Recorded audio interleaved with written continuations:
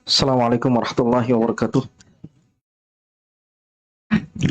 Alhamdulillahi hamdan katsiran thayyiban mubarakan fihi kama yuhibbu rabbuna yarda. Wassalatu wassalamu ala Rasulillah wa ala alihi wa sahbihi wa man tabi'ahum bi ihsan ila yaumiddin.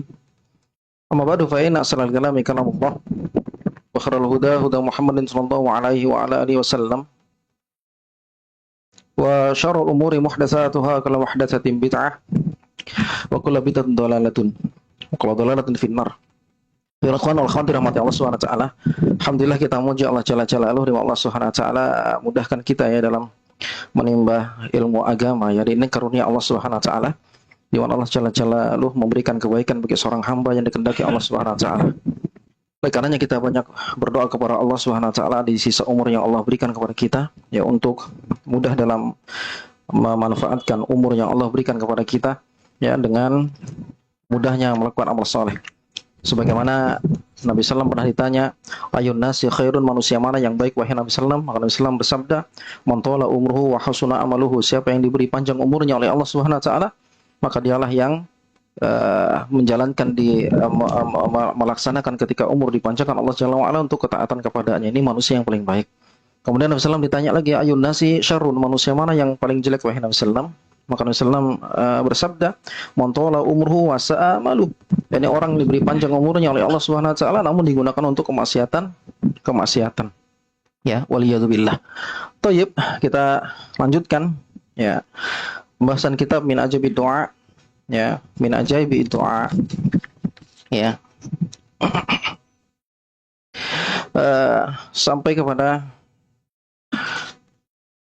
pembahasan yang selanjutnya. Ju'ila fi qarnin min narin wa duriba bil masamir. Ya.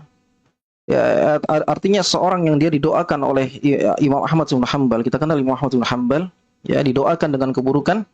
Ya, diletakkan seorang yang didoakan oleh Imam Ahmad bin Hanbal di tungku yang ada apinya, kemudian dipukul dengan masamir. Ini jamak dari mismar ya, paku ya. Artinya dihujam dengan paku ya, dan dia pun meninggal. Di antaranya adalah orang yang berbuat zalim kepada Imam Ahmad bin Hanbal. Doa'u al-Imam Ahmad bin Hanbal. Doa'ul Imami Ahmad bin Hanbal. Ya, ini cerita tentang doanya Imam Ahmad bin Hanbal. Kita kenal Imam Ahmad bin Hanbal memiliki doa mustajab. Ada cerita yang sudah kita ceritakan, seorang lelaki yang diutus oleh ibunya untuk datang kepada Imam Ahmad bin Hanbal, yang ibu tersebut dalam keadaan lumpuh. Torful Falij, lumpuh ya, bukan Torful Falij. Torful Falij ini separuh lumpuh ya, ini lumpuh.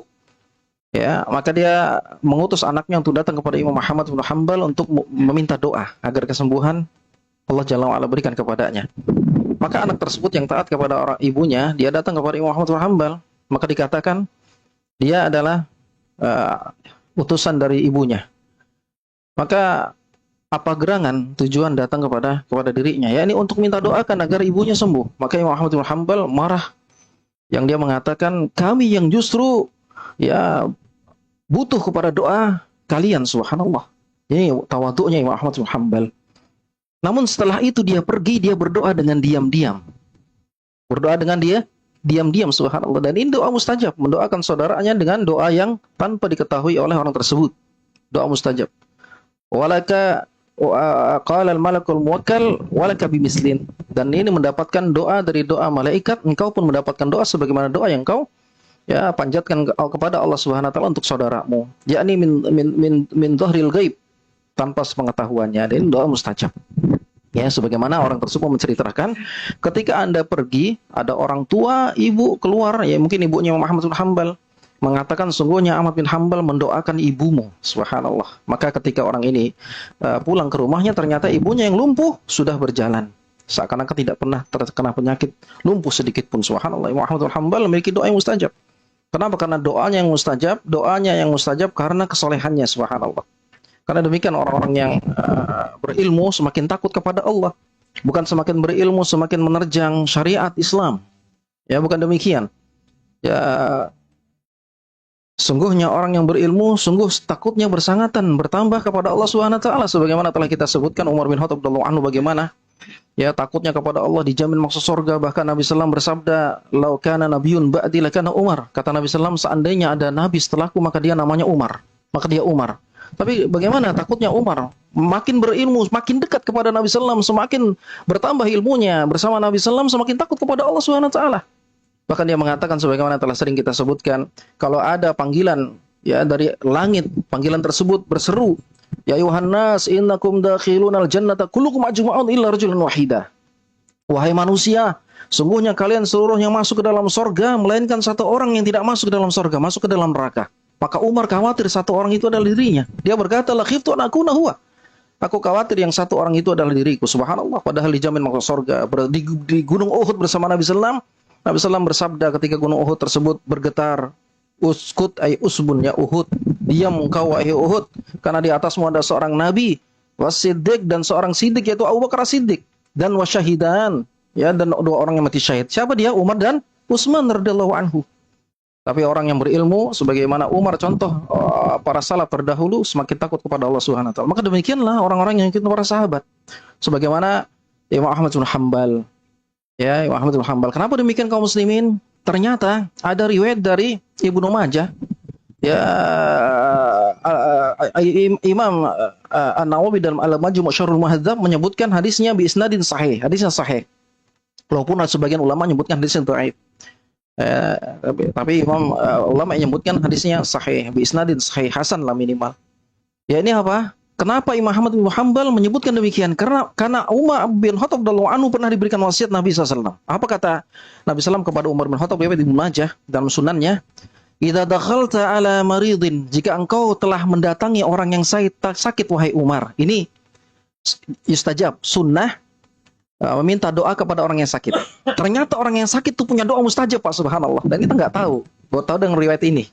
Baru tahu dengan riwayat ini. Ya. Sebagaimana wasiat Nabi SAW kepada Umar bin Khattab radhiyallahu anhu, dan Umar berkata, ya, jika engkau masuk atau mendatangi orang yang sakit wahai Umar bin Khattab radhiyallahu anhu,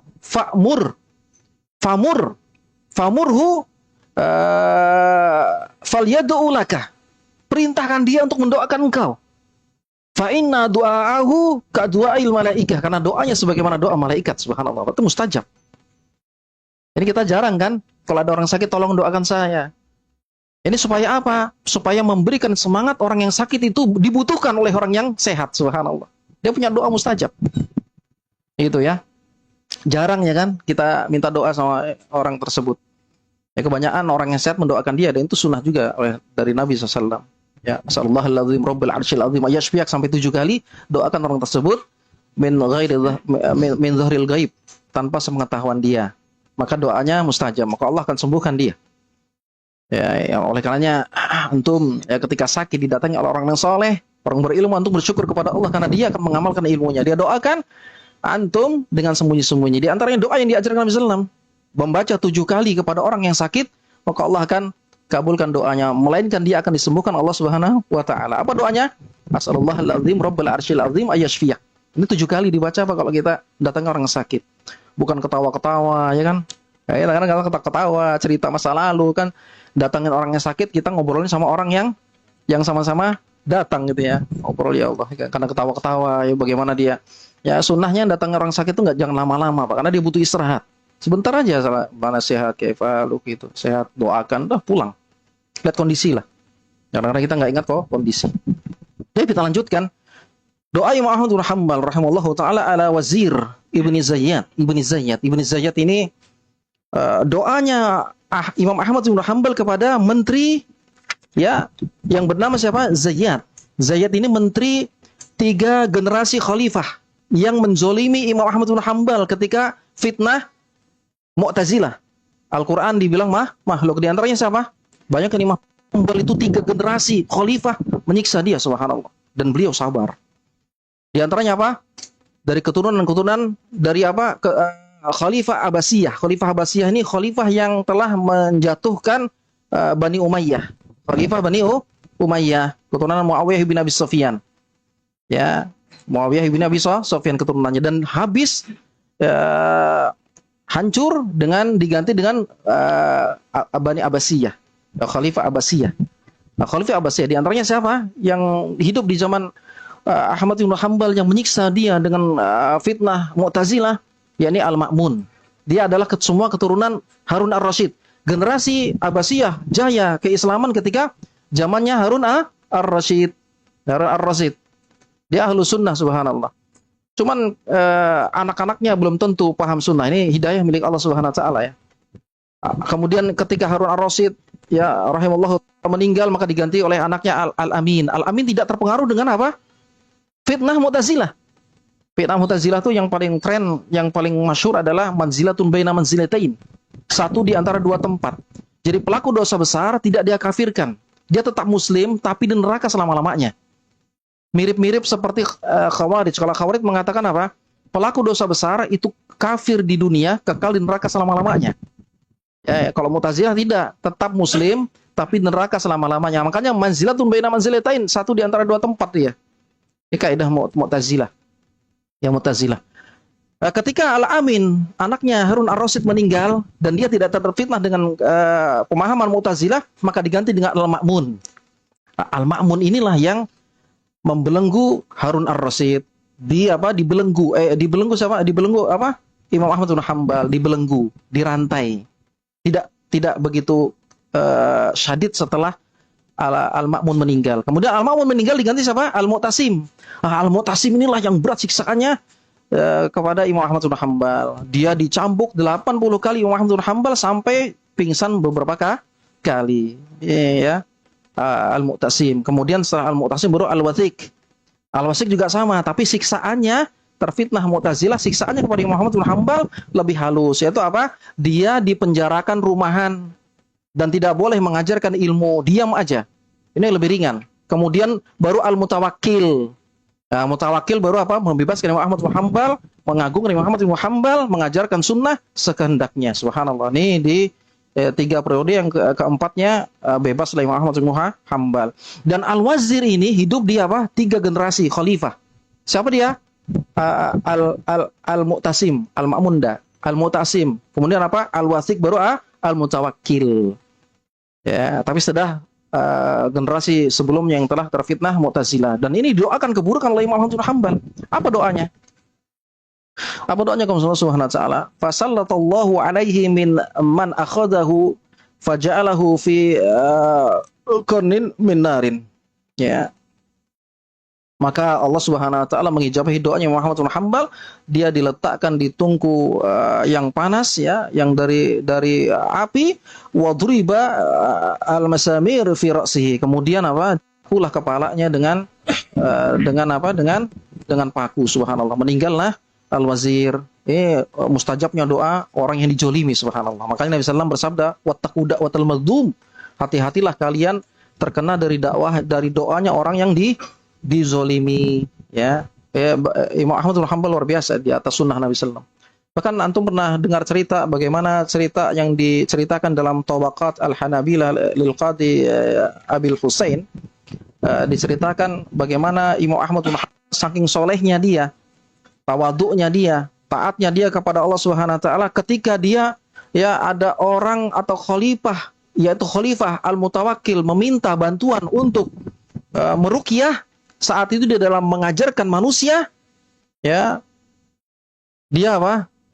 Dia memerintahkan kepada orang utusan Al-Wakil untuk membawakan sandalnya. Kita kenal dengan ruqyah dengan sandal, ya, tapi kan cuma ikut-ikutan ruqyah dengan sandal. Kita ceritakan bagaimana cerita tersebut.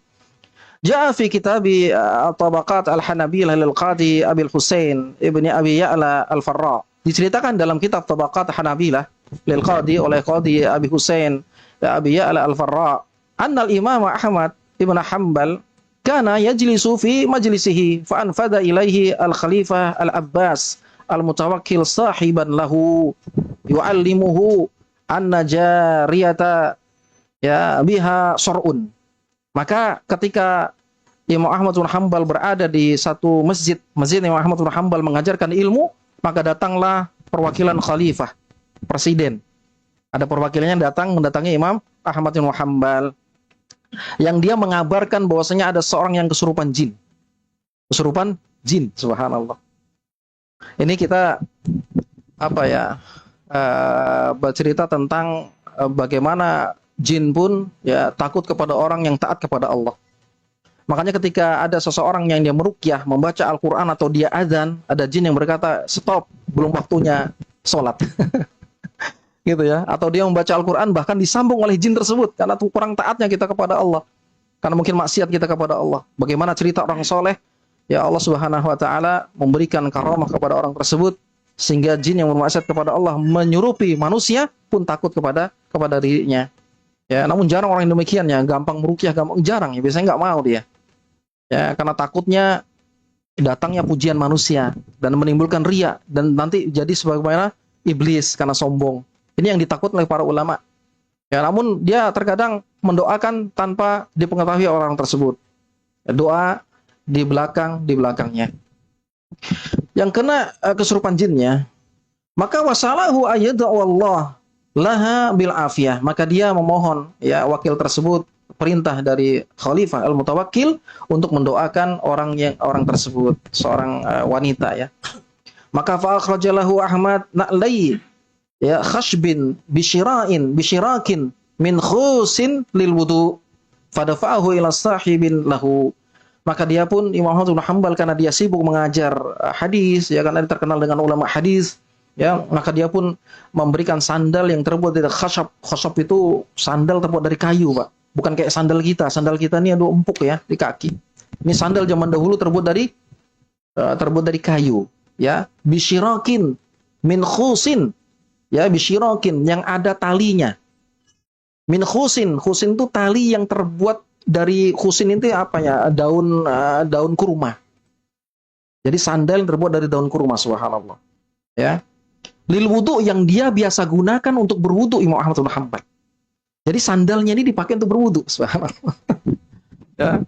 Fadafa'ahu ila sahibin lahu, maka dia berikan kepada wakil dari khalifah tersebut. Karena dia sibuk ya, dia sibuk.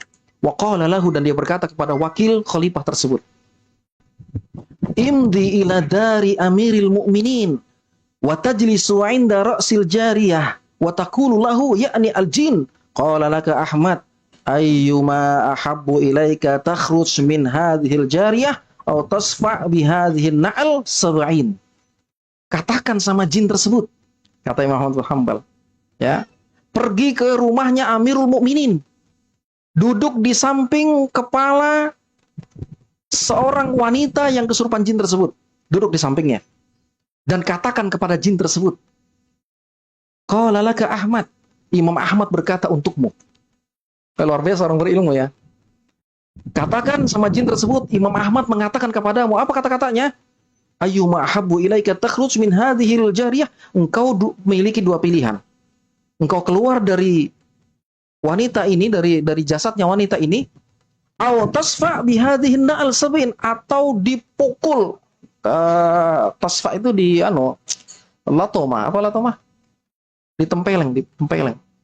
Atau mau ditempeleng dengan apa? Dipukul dengan sandal ini sebanyak 70 kali.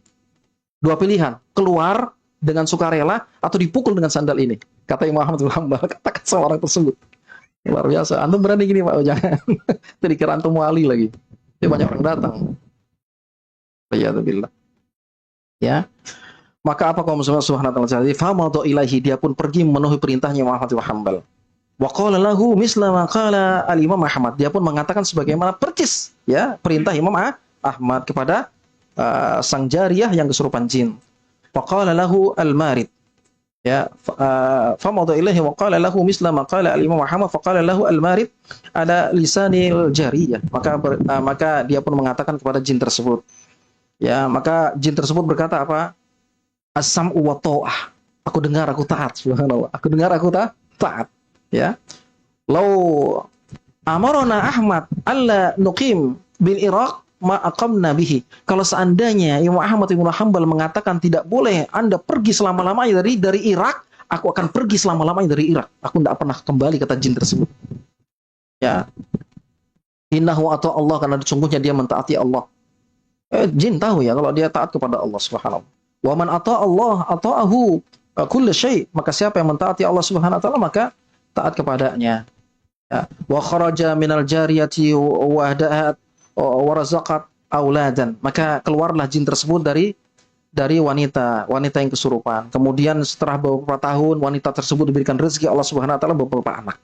Punya anak, enggak pernah kesurupan jin lagi. Ya. Falamma mata Ahmad awajaha al-marid.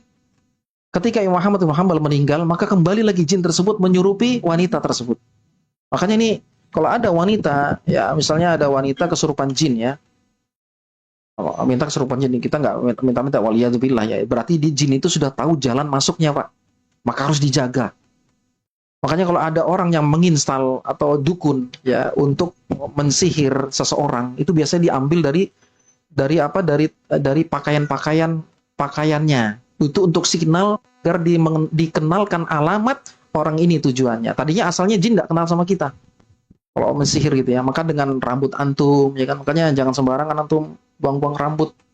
Kalau tukang cukur ya sudah itu sudah campur kan, nggak tahu rambutnya siapa ya, itu bagus juga sih. Maksudnya kalau antum misalnya depan rumah gitu ya, kalau bisa antum ambil, kalau depan rumah antum ambil, buang di sampahnya antum, masukkan kresek kan nggak kelihatan. Jangan depan rumah. Ini media sihir. Jadi kalau sudah dikasih sama jin ini diberitahu signal, oh ini tanda-tandanya, maka kok jin sudah kenal, oh orangnya orang itu. Dengan tanda-tandanya ini, signalnya itu. Maka dia ikutin antum tuh, ikutin terus.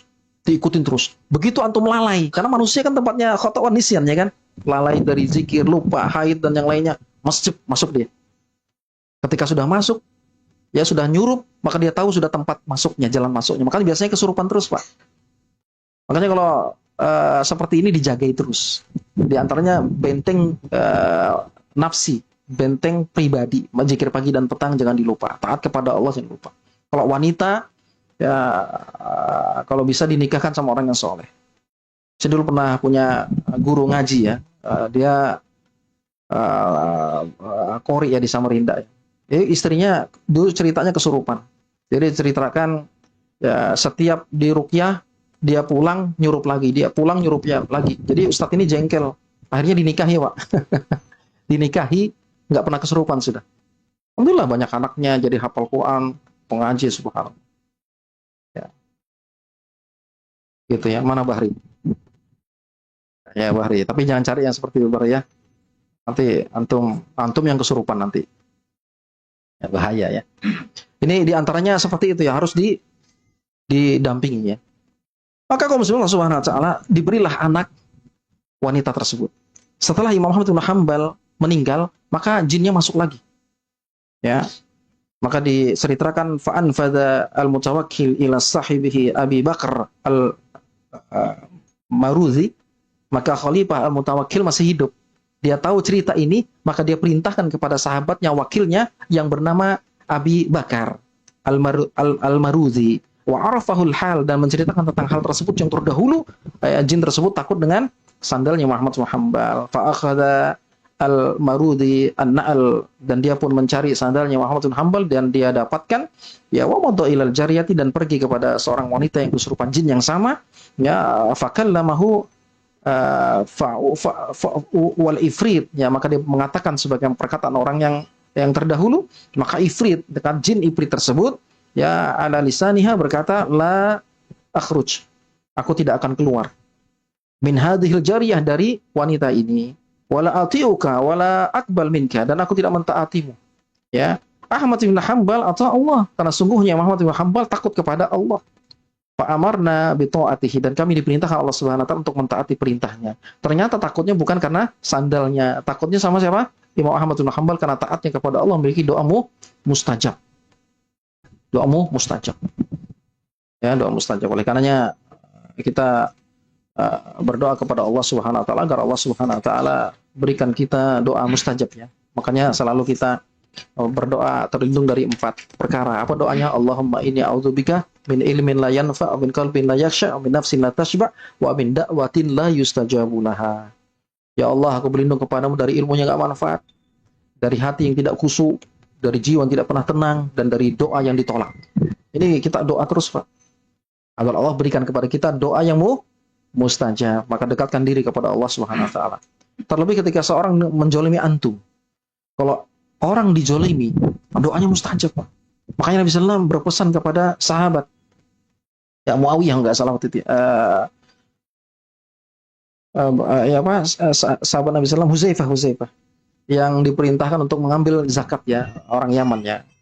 Kemudian wattaqi da'watal mazlum, hati-hati engkau daripada terkena doanya orang dijolimi. Kenapa? Karena fa innaha mustajabatun, doanya orang yang dijolimi itu mustajab. Meskipun dia bermaksiat kepada Allah, mustajab. Terlepas dari kemaksiatannya kepada Allah, doanya mustajab karena dia dijolimin. Dia memiliki hak dijolimi. Ya, dijolimi. Makanya dalam hadis yang qudsi Allah berfirman tentang doanya orang yang dijolimi. Apa kata Allah Subhanahu wa taala? Ansurannak walau ba'da hinin. Aku akan tolong engkau wahai orang yang dijolimi. Aku akan kabulkan doamu meskipun pengabulannya lama. Tapi pasti doakan, doanya dikabulkan. Makanya kadang-kadang, Pak, kalau kita dijolimi orang gitu ya, jolimi Allah, entah hak kita, entah kita di ini dan di itu gitu ya. Kita akan melihat suatu saat, oh ini doa kita yang dulu meskipun bertahun-tahun gitu, Pak. Jadi itu terbukti. Ini doa kita yang sudah kita nggak harap-harapkan, ternyata Allah kabulkan ketika sudah kita tidak harapkan, dan orang itu terkena doa kita yang dijolimi. Ini terbukti. Makanya hati-hati antum. Ya, jangan sampai menjolimi orang. Ya, makanya Nabi SAW berwasiat ya, kepada para sahabatnya dan kepada kita juga pada umatnya untuk hati-hati untuk tidak menzalimi orang. Ya, Allahu a'lam bishawab. Mungkin ini yang dapat kita sampaikan ya. Bila ada pertanyaan atau yang lainnya, insyaallah kita akan jawab bersama-sama. Wallahu a'lam bishawab. Mungkin ada yang mau ditanyakan, Pak? Silakan.